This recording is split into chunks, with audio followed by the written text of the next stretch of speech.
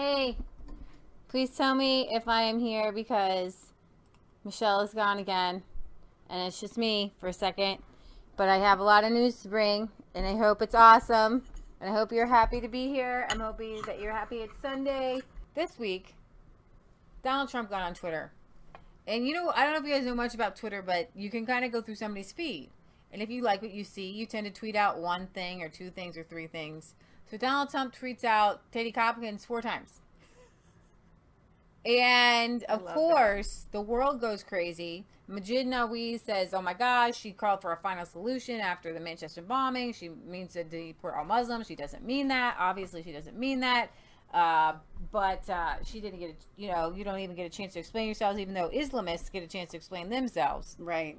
Katie Hopkins does not. She lost her job because of that. And I think that people are, when it comes to non-immigrant people, if you say something out of something that needs to be clarified, then you don't get a chance to clarify it. But just, this is her defending Donald Trump, and he tweeted this out. Lovely few days in America with Trump going up against the Squad. The mainstream media, of course, have fueled this whole fire by misquoting or misrepresenting what Trump actually said. What he actually said was, why don't these people go back and help fix the totally broken and crime-infested places from which they came, then come back and show us how it's done. At no point did he tell anyone to go home or go back to where you came from.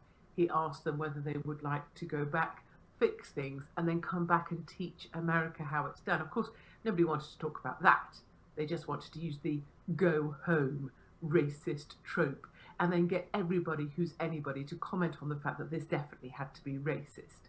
All the while missing the point that what Trump had done is actually a brilliant strategic move. He wants the Democrats to be all about the Squad. He wants to, in his own words, marry Nancy Pelosi and her wayward dentures with these 4 women. He wants to put the socialists front and center of the Democratic campaign so that when 2020 comes, you've got a simple choice to make. Are you going to choose the Patriots and the Stars and Stripes, or are you going to choose a woman who held aloft a Palestinian banner? Are you going to choose looking after America and the people within it, or are you going to choose a woman who said some people did something about 9/11? Are you going to choose the Christian land of America, or are you going to choose people that are backed by CAIR? He's making it a very simple binary choice. Choose crazy socialists, choose ISIS, choose CAIR, choose Palestinian flag wavers, or choose America. Choose to make America great again. Choose Donald Trump. Yay, Katie! Oh, that was really fun. Yeah. So he tweeted her out 4 times. Is there any indication that he feels remorse after there's been backlash? Yeah. No, because he doesn't do that. I hope not. No. That's so awesome. Yeah, I don't think so. much. But what he did is he tweeted her out about Squad Kahn, about London, because Squad Kahn is constantly talking about Squad Kahn is constantly tweeting about Trump. Yeah. So crimes solved by police in England and Wales at a new low. They're not solving any crimes. The proportion of crimes solved by police in England and Wales has fallen to the lowest level ever recorded. In the 12 months in March, 7.8% of offenses saw someone charged or summoned, down from 9.1% a year ago. The data began to be compiled in 2015. I'm pretty sure it was a lot higher in the past, but you've come a long way from Sherlock Holmes to only solving 7.8% of offenses. Wow. Oh my gosh. And police admit that, I know I'm using Is that of reported offenses? I mean, because, like, obviously you're not going to solve all offenses if they're not reported. So. No, yeah, reported offenses. That's crazy. So Kimberly had asked if we could turn the volume up. There is no way for me to turn it up any louder on our end. Just FYI. Not with the settings or anything. No, I've got it up as So high think as about it it, goes. sometimes when mom talks, I really have a hard time hearing her. We could talk closer to the microphone if that helps. We could do this the whole time. Maybe a better microphone? Different microphone? I don't Unless you mean the volume of the videos, at which, I mean, we could turn those up. They're very loud for us, but we could turn them up sometimes. I totally can. No one has ever been prosecuted for membership of the UK's most dangerous Islamist group, despite followers launching numerous terrorist attacks, it has been revealed. What? Supporters of Ajam Chowdhury's Al-Majura, whatever, the AML organization. The ALM organization that carried out atrocities, including the London Bridge attack, the 7/7 bombings, and the murder of Lee Rigby. What? While others fought for ISIS, Al-Qaeda, and the Taliban abroad, the government banned the ALM, whatever, doesn't matter, as a terrorist group in 2006, making membership a criminal offense punishable by up to 10 years in prison. But a senior counter-terror officer admitted that despite the police identifying 600 current members or former associates, none of them have been prosecuted for their membership. Unbelievable.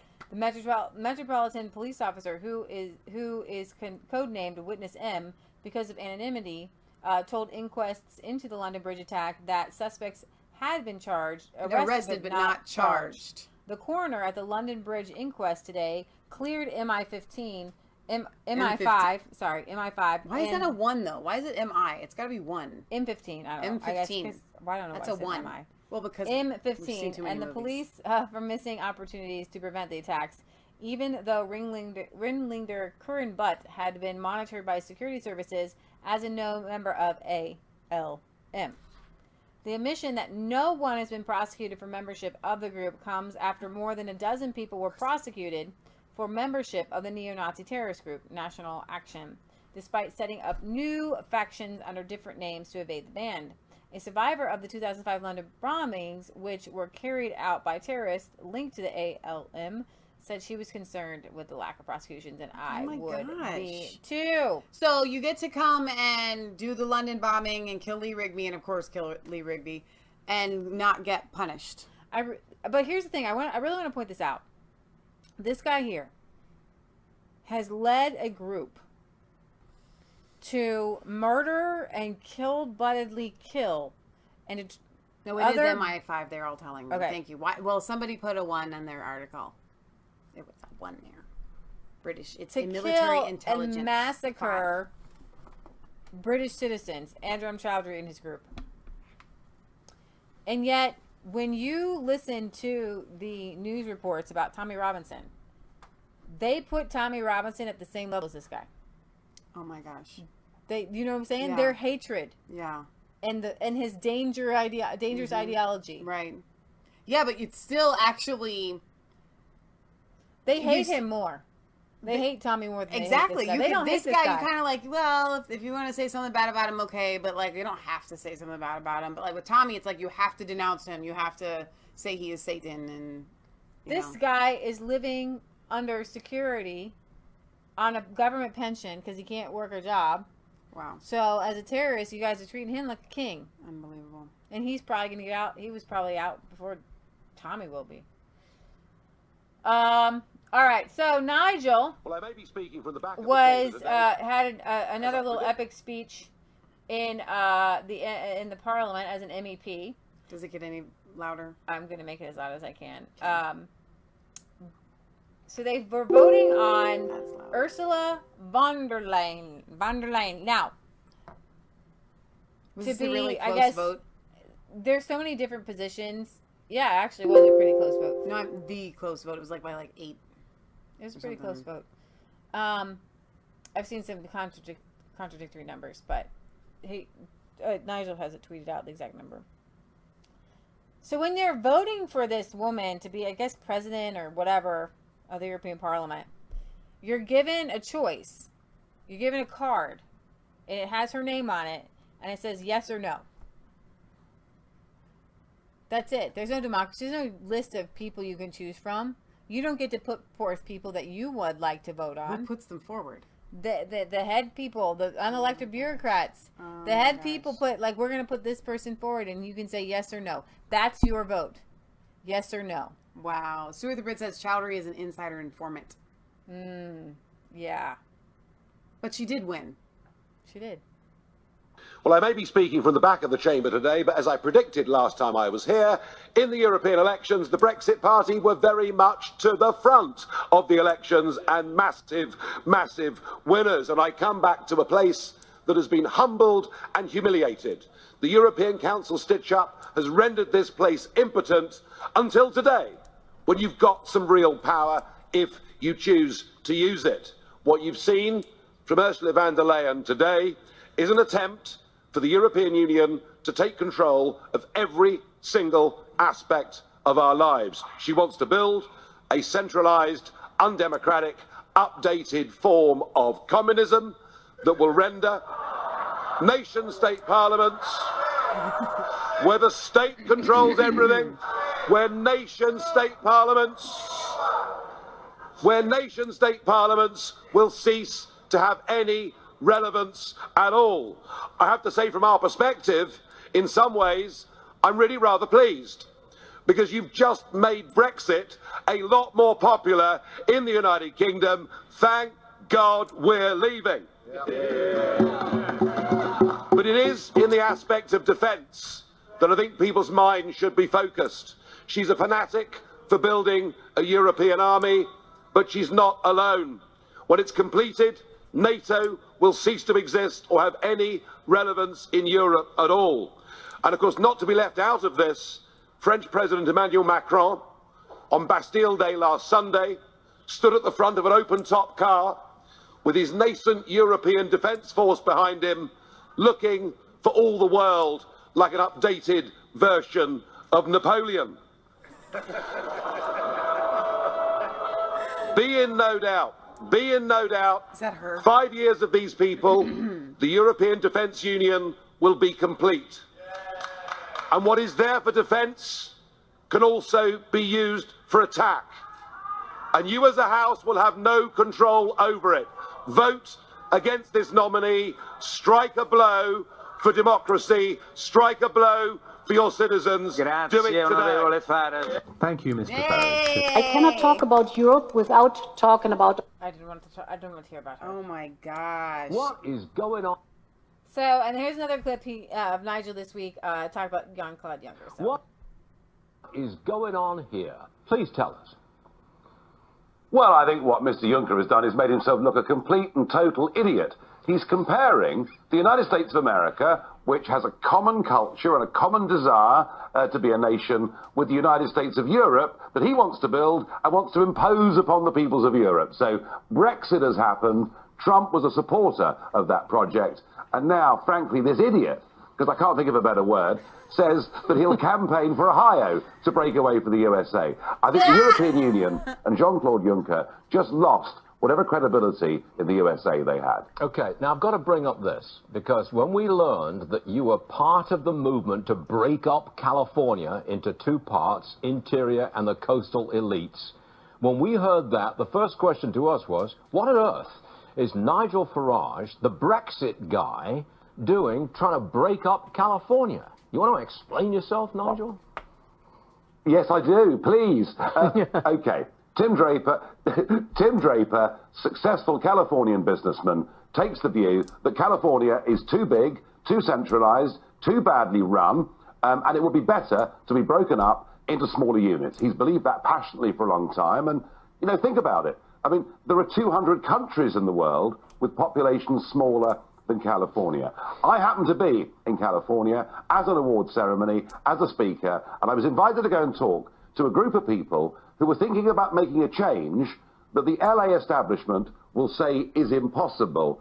And I guess the moral of the story is, what Brexit proves is if you want something enough, it can happen. And looking at the liberal coast and the more conservative interior, you know, I don't think it's completely impossible. It's a stretch, Nigel. I think you'll have to admit it. It is a stretch.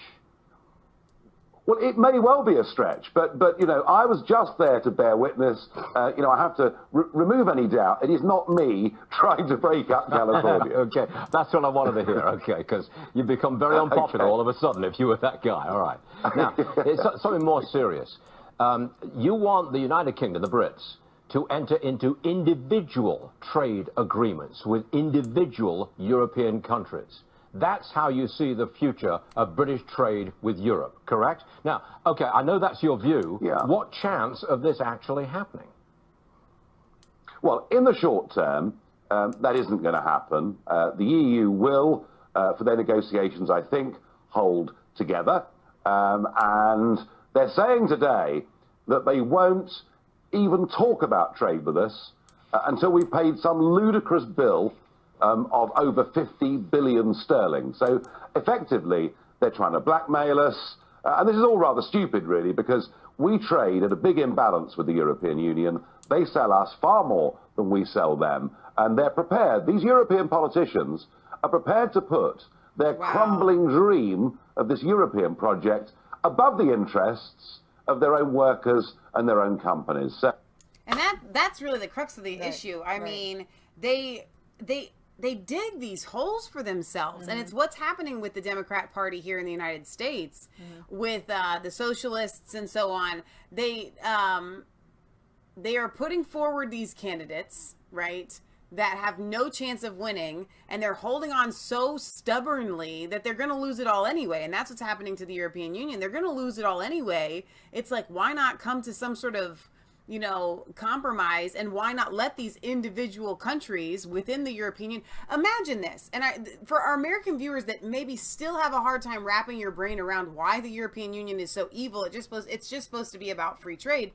When a conglomerate that you freely joined can then control whether you can trade or not with the UK, and you can come up with your own, you are no longer sovereign. Every nation in the European Union is no longer sovereign when they can tell you that you can't come up with a trade agreement with the UK. Imagine we were part of a conglomerate that said, United States, whether you want to trade with the UK or not, you don't get to make that choice. Or how you're going to do it. I mean, this is absolutely So here absurd. Nigel explains the choice of having one, not being democratic.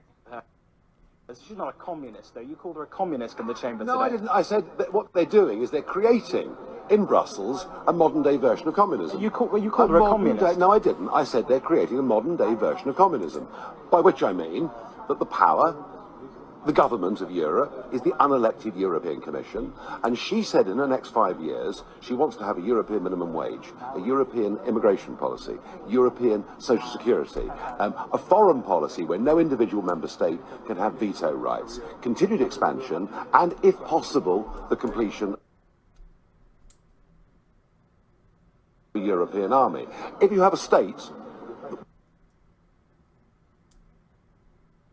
all power at the centre that controls every aspect of your life, and you can't sack the people making those decisions, that is akin to how the Soviets did it. Okay, well, let's talk about how she came to be the European Commission president. So she was the figure put forward by the elected heads of government of the 28 European Union countries. She was then, you as an MEP and the 750 other MEPs then had the chance to ditch her, to throw her out, and to send the leaders of the government. In an election, having a choice of one is hardly an open democratic choice. It's a farce. This was all stitched up. Look, the French and Germans run the thing. They've run it from the start. Small countries now don't count. Central Eastern European countries don't count. Southern European countries don't count. So we've got a German running the Commission and a French woman who's going to run the European Central Bank. And things carry on in that sense as they were before. But the urgency with which they want to centralise power, take away the ability of nation states to set their own agendas, has now reached a level, or I have to say, I've got a slightly sort of strange, ironic feeling. I voted against her, but as a Brexiteer, I'm very pleased she's won. It's a gift for you. Oh, she's the pin-up girl now for the Eurosceptic movement, for the Brexit movement. If we had a second referendum, she would be on every single leaflet of the Leave campaign. Well, and you know, once again, to compare it to what's happening here in the United States, by the Democrats having no other candidate, no real centrist candidate that can appeal to Trump voters. Like, you know what, I voted for Trump, but I really didn't want to. You know, he was really just the better choice than Hillary. I'm so glad the Democrats gave me a better option. I'm going to come back this way.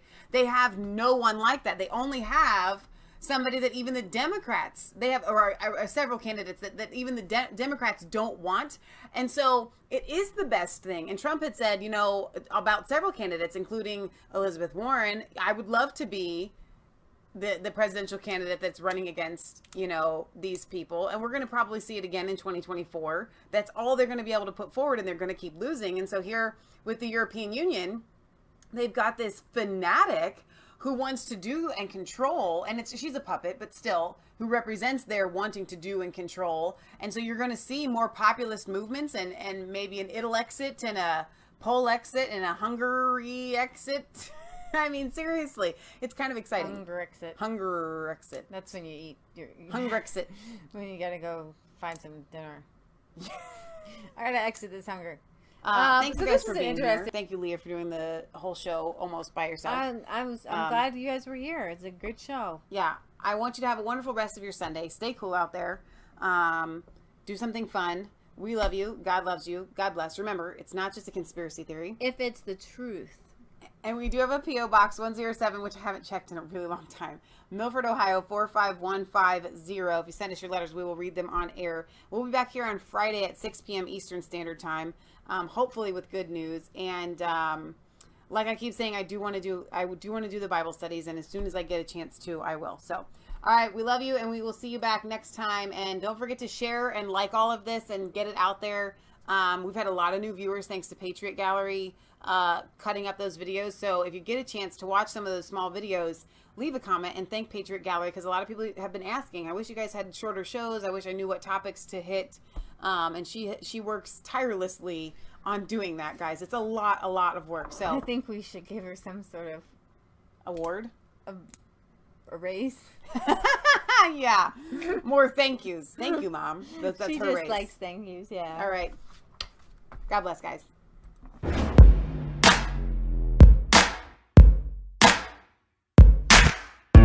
I was cold all alone. No place for home every day. So afraid, but you called my name.